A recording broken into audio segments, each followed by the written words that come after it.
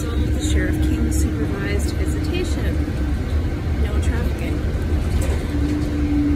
Continuing meal. Anita, I'm sure that if you could just decide to feel good and feel happy, you would do just that, wouldn't you?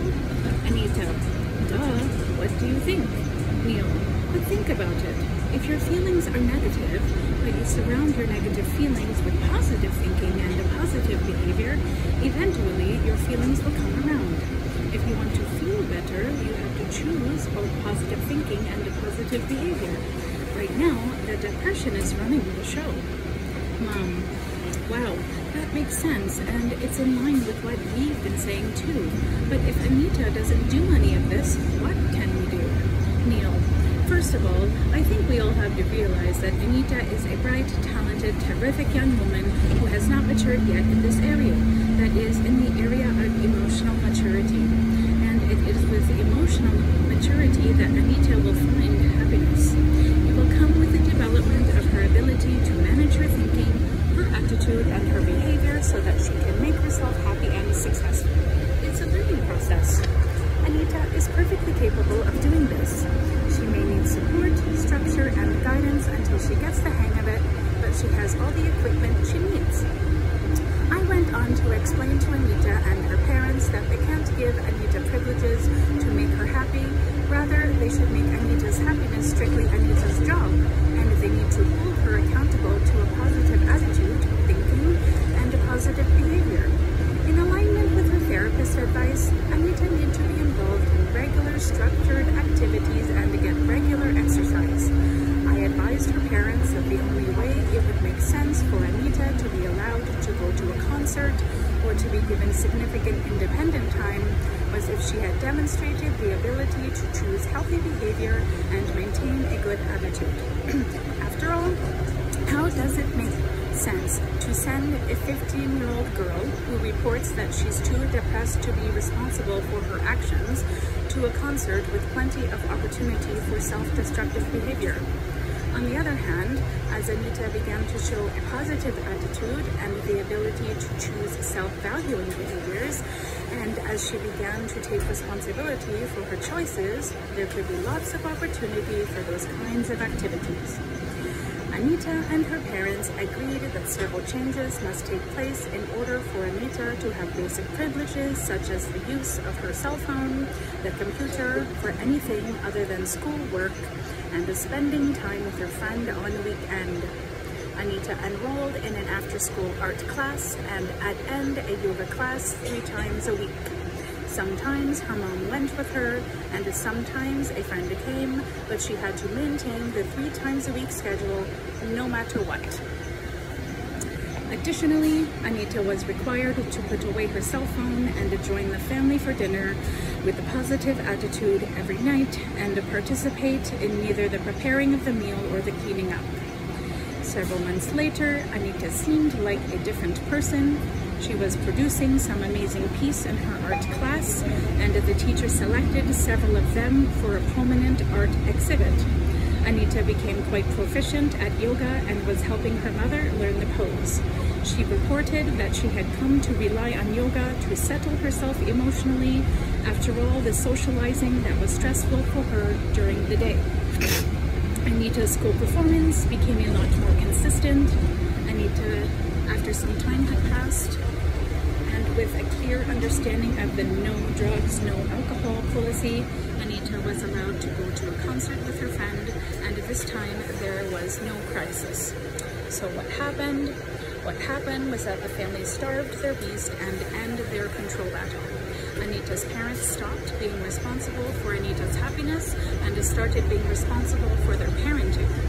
While holding a healthy vision of Anita, they created appropriate standard to which she was held accountable.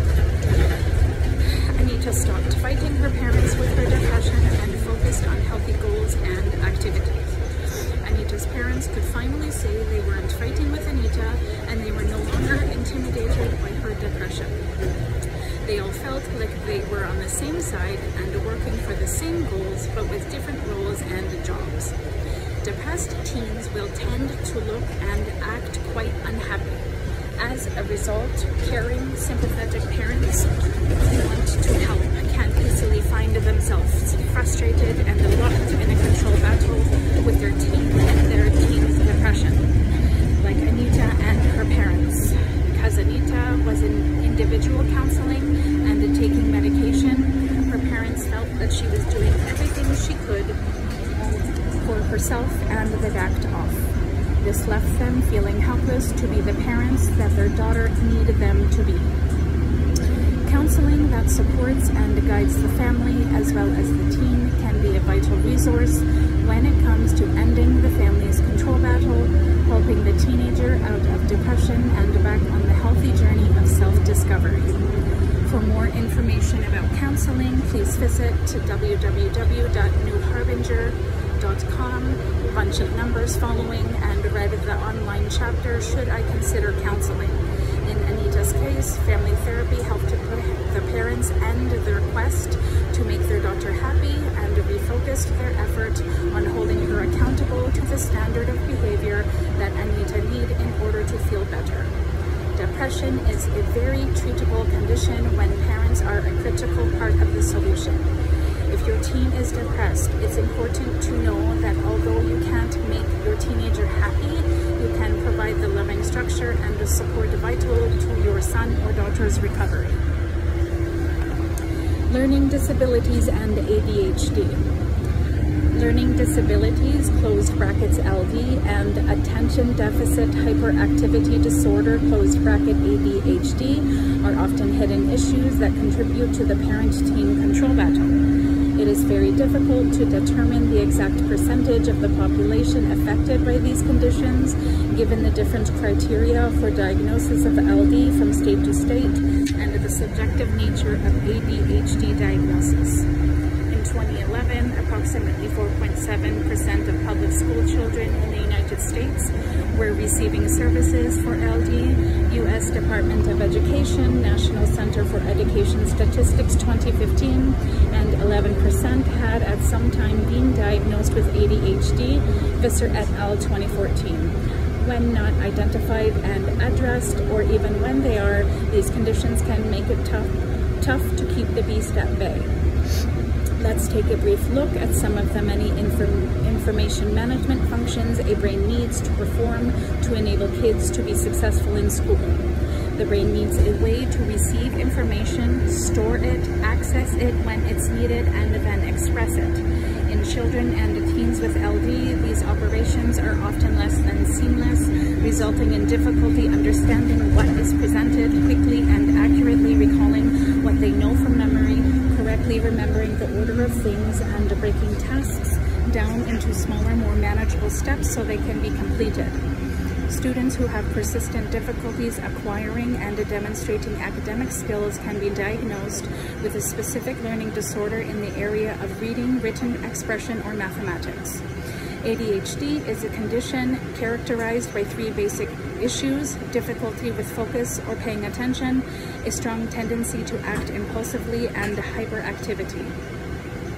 Some kids who are diagnosed with ADHD are more affected by issues of attention and focus, while others are more challenged with hyperactivity and impulsivity.